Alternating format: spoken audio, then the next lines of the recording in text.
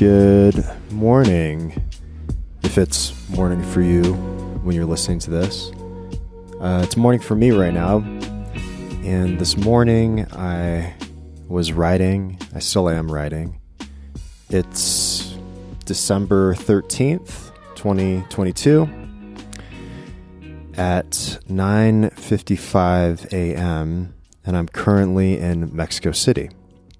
And something came up for me this morning, and I wrote this down. You may envy what someone has, but do you know the intricacies of the life they lead? And I think that we must be careful about the illusions we hold on to because they may not always serve us. And I believe that we feed into these illusions, whether that be through advertising and media, through the illusion of what is beautiful or what those standards mean to us, to the illusions of social media. That's a pervasive illusion. And there's all of these phantoms out there that we hold on to. And I think what really serves us is to have a higher understanding and a deeper understanding of ourselves. And something that I question, and I'll pose out to the audience, is what do you truly value? You know, if you can write down on a piece of paper, what are the things that you hold to the highest value in life? And that is very individual. It takes a while to be able to understand that for yourself.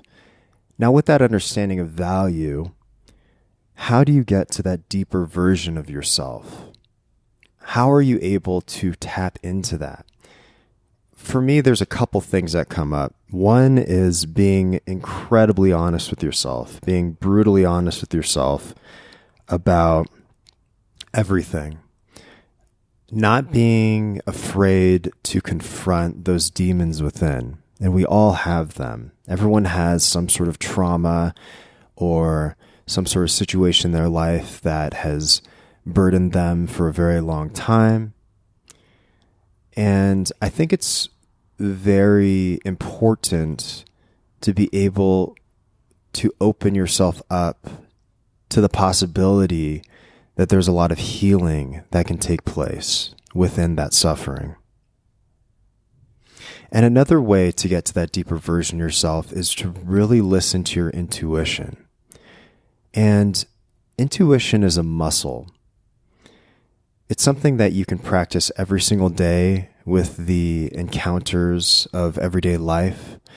It could be as simple as understanding what is nutritious for your body, what sort of foods that you want to intake, listening to the intuition and following your heart as to what is appropriate for you on a daily basis.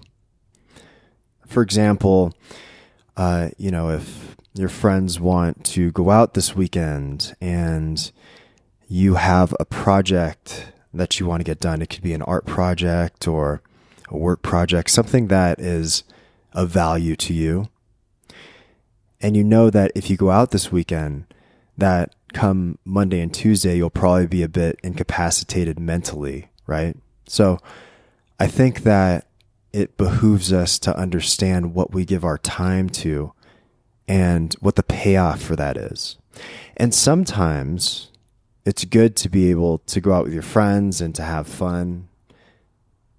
But I think it's also important to understand what sort of things that we want to tap into and what we want to give our time to. Because time is the most valuable asset that you have. It's more valuable than money because you can't get time back. You can get more money, but you can never get your time back, right? And so I'm not saying to be incredibly strict about every single thing in your life, but there's a balance between being disciplined and being loose and being disciplined.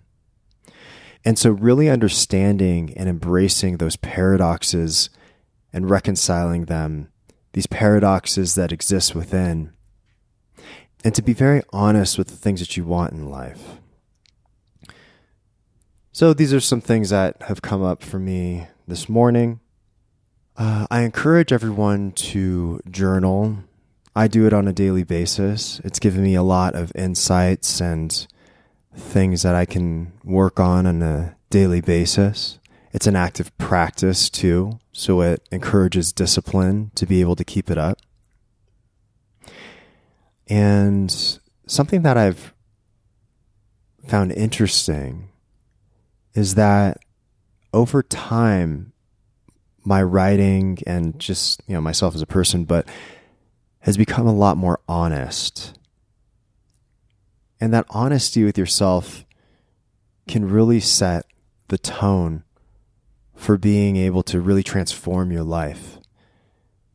And I recognize that when I was writing early on, that I was being dishonest with myself, or I think my personality in general is very optimistic. And so that kind of blind optimism got sprinkled throughout my writing. But I think that as I've been getting more mature and older, I've recognized that, to be able to embrace the paradox, I think that's been a really big lesson for me as of the past couple of years. Anyways, thanks for tuning in. And there's more interviews coming. I'm also going to be putting out a lot more of these solo episodes. And have a good rest of your day. Stay tuned. Bye for now.